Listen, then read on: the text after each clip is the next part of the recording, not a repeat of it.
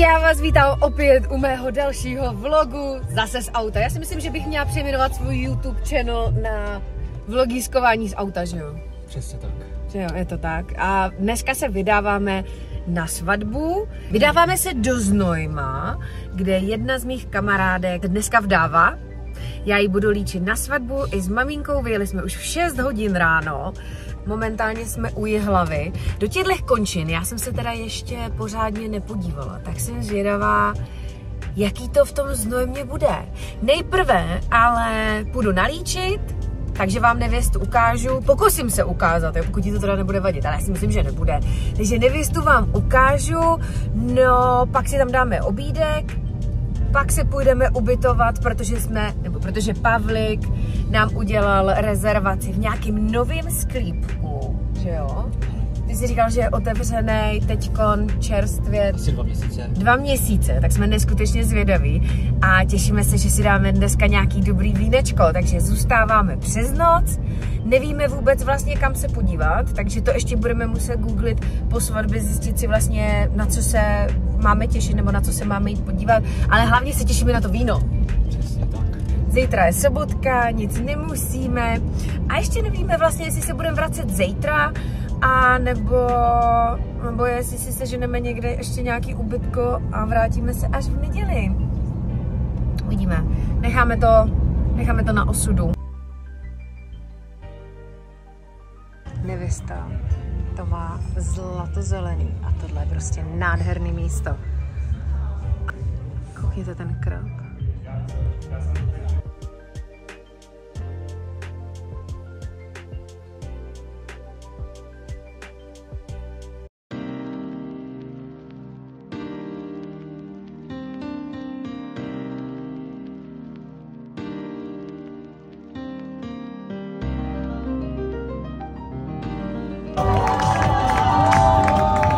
Není to dokonalý, jako tohle místo je fakt nádherný. Neskutečně. Tady si dokonce umím i představit svatbu. Ale víno kousek. Nádherný výhledy. Krásný. Jak kdybych byla v Itálii, se tady cítím, teda musím říct. Fakt, že jo. Jsem tak přežraný tím sladkým. Ani nemůžu mluvit. No jo, dort pusinky, bylo toho hafo. Jaký? Pusinky. Samozřejmě jsem nestihla nevestu natočit, protože to nikdy nestíhám, protože to je takovej halus a neskutečně rychlá záležitost, že prostě to není možný, není to možný, člověk se zakecá, ale chtěla jsem vám ukázat na ten nádherný areál a je to areál Kočanda?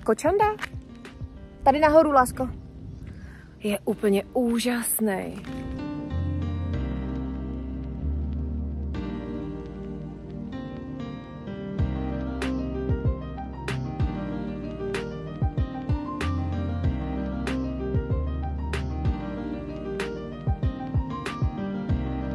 Tak nevěsta už se fotí, vypadá stále krásně, protože já vždycky nevěsty ještě doupravuju. Fučí tady klimatizace, protože je tak asi 80 stupňů v autě. Já jsem úplně spařena, ale jako úplně totálně. A teď už jedeme na ubytování, který vybral Pavlik. Aha, tak pozor, je to 20 minut odtud ve Znojmě. Nebyla jsem tam, Pavlik už byl ve Znojmě, takže já jsem zvědavá, jak to tam bude vypadat. A jsem teda slušně vyřízená po dnešku. Šla bych se nejradši někam koupat. Zjistili jsme od místních i od vás, od lidí, co jste mi posílali na Instagramu tipy kam jít do Znojma, že tady je nějaký lom, tak jako přemýšlím, vzali jsme si plavky, že jsme šli do toho lomu, jenom teda hodíme kufr líčící a na pokoj, protože to poslední, co bych potřebovala, je, aby se mi zkazily věci v kufru. Dorazili jsme na naše ubytování a zrovna říkám Pavlikovi, že tady jsou všude kolem jako sklepy. Malý sklepy. V jednom sklepě zrovna budeme ubytovaný. A my v nevinném sklepě jsme ubytovaný. A my jdeme... Dobrý den. Kurňa, to je teplo. Ale říkala jsem, že se nebudu stěžovat na to, že je teplo. Díky bohu, že je teplo.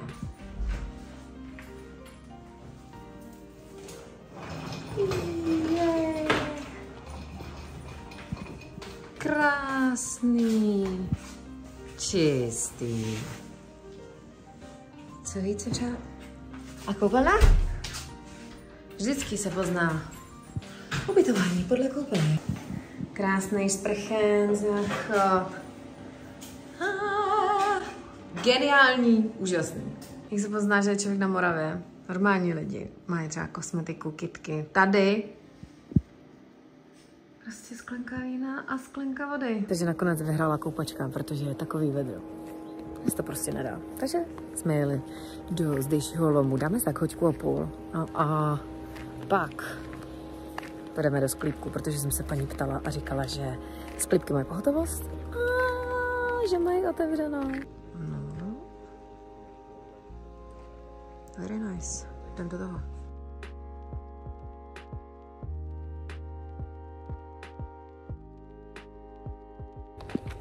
Teda co vám budu... Koupačka, to byla luxusní. Teď můžeme ochutnávat vína. Ať už si jdeme dát prchu a valíme si dát nějaký dobrý víno. Na tohle jsem se těšila úplně nejvíc. Dáváme si přímo z nevinného sklepu, kde jsme ubytovaní, jejich víno. Riesling Vlašský. A musím říct, že je teda dobrý. Velice mi chutná. Co to by? Po celém dní je moc dobrý. Po celém dní je výborný, veď, v tom vedru. A jelikož jsou tady i další sklepy, budeme ochutnat i jiný pak? Určitě. Jsi si jistý? Proto to musíme rychle vypít, aby jsme to všechno stihli. Jich tady hodně těch sklepů. Všechny jsou otevřený, to je peklo, ale. Je pátek. A teď, když jsme se šli zeptat pana majitele, jestli by jsme si nemohli dát ještě sklenku, tak nám řekl, jestli nechceme na degustaci. Víte, co to znamená? Že nás zítra bude pěkně bolet hlava. Tak běž. Chladeček. A co to ochutnáváme? Sauvignon. Ročen 2022. Je krásný, suchý. Krásný broskový, ovocný. Jsem zvědavá, kolik ještě ochutnávek dostaneme, pak se odplazím do postele nahoru.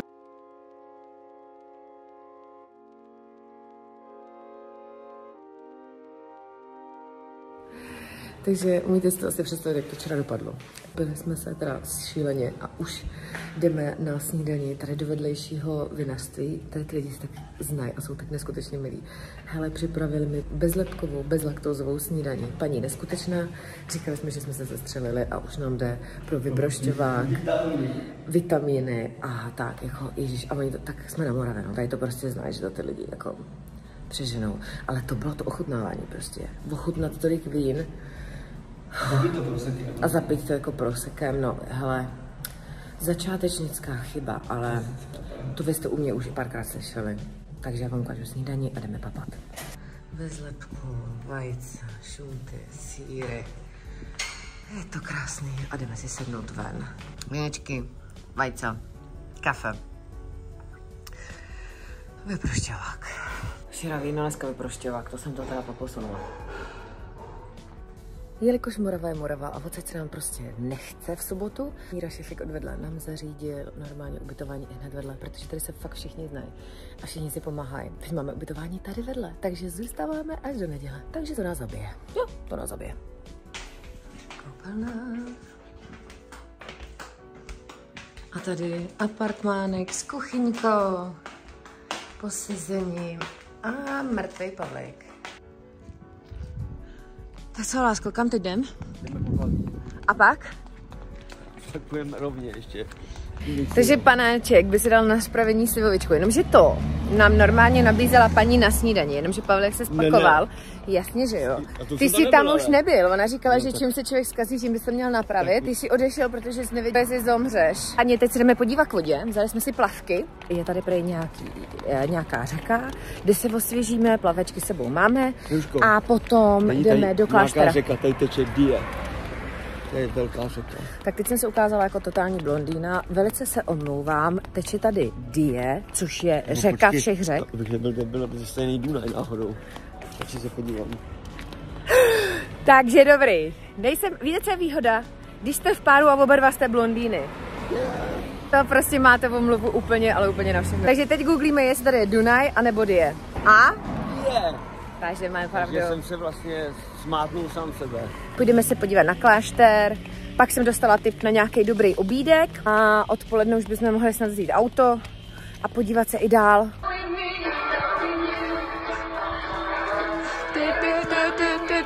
Jestli mě něco baví, tak to jsou ty místní rozhlasy. Proč takhle tuhle hudbu už nehrajou? No mají to měli hrát i v Praze. Nevlezeš tam? Musel být infarkt, si myslím. Špendlíci. Musíme se podívat po nějakých památkách, takže jsme se dostali ke zdejšímu klášteru a vedle je koupaliště. Takže si to tady teďka projdeme a přes to největší vedro se půjdeme schovat na koupaliště. Ale tohleto je nádhera. Až myslíš, že je brýle, ty jak mi vedro.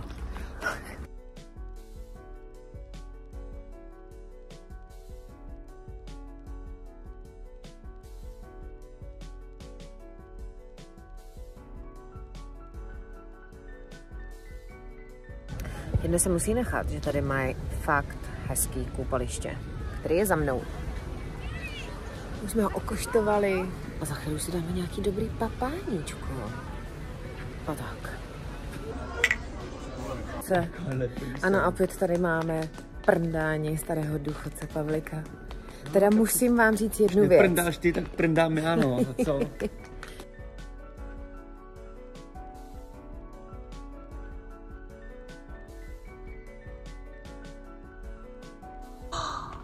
No tak to je ale nádhera. Wow. A tam je to posazení naproti. A tady mají anděla na zahradě sedícího.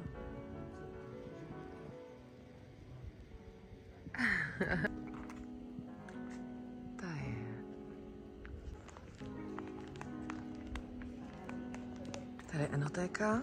Jako tohle, kdybych chtěla všechno otestovat, to je až tak. A na druhé straně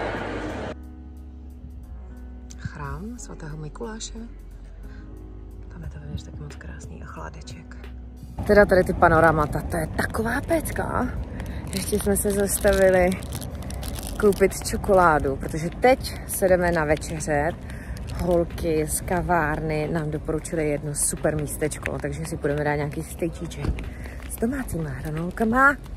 A tohle máme jako dezert. Po dobré večeři jsme dali čokoládu, procházku a teď jsme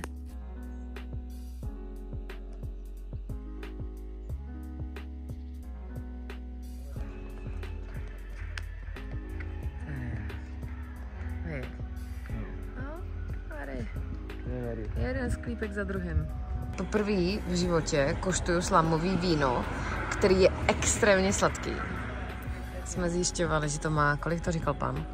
260 gramů. To je šílené. Tohle je prostě, když si dáte jako sirup. Poslední den. Včera jsme se nehlásili, protože jsme byli trošičku zničení, ale ne natolik, aby jsme neochutnali slámový víno. Protože já jsem ho nikdy neměla. Takže včera jsme tady ochutnali od místního vináře jeho slamový víno, který bylo výborný. Super sladký, což jsme zjistili, že vlastně slamový vína jsou. Teď už jsme opět na snídani. Dnes nás čeká takový popojíždění po okolí, protože to jsou určitý místa, které jsme si vytipovali, co jste nám naposílali, který stojí za to vidět. Takže dneska budeme jezdit. Dneska se dostaneme vlastně i do Rakouska, že jo? Jo. Dneska pojedeme i do Rakouska, na to vidíš. Že jako první místo jsme zvolili místo a to je Šobeská lávka. Je to tak? Šobeská lávka. A je nádherná, je to prostě instant místo, že jo? Co vám budu povídat? Jakmile vám to ukážu, tak pochopíte, o čem jako mluvím, no. A my se tam samozřejmě jdeme podívat, že jo? Protože to chci přejít na druhou stranu.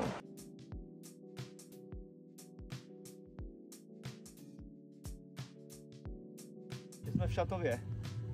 Na hranici a je tady pozůstatek železné opony. A člověk z toho má takový lehký mrazení, teda můžu říct. Když si to tady tak jako procházíme, tady je bunkr, celní správa a tímhletím asi člověk jen tak neproběhnul. Und jetzt wir sind in Österreich. Oblouková vyhlídka. Takže my jdeme na obloukovou vyhlídku a potom teda půjdeme na ten mlejn. Takže mezi zastávečka. Tak toto taky nikdy neomrzí. Takovýhle panorámata.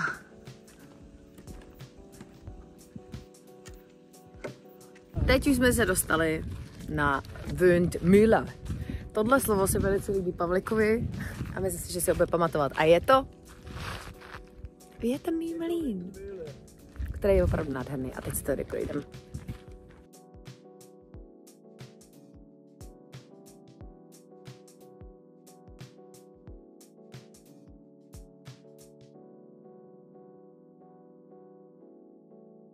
Gastrobar 23. Gastrobar 23. Výborný, jako pokud budete někdy tady, tak tam se určitě zajděte, protože dělají výborný hranolky s trhaným masem, za mě úplně top strop.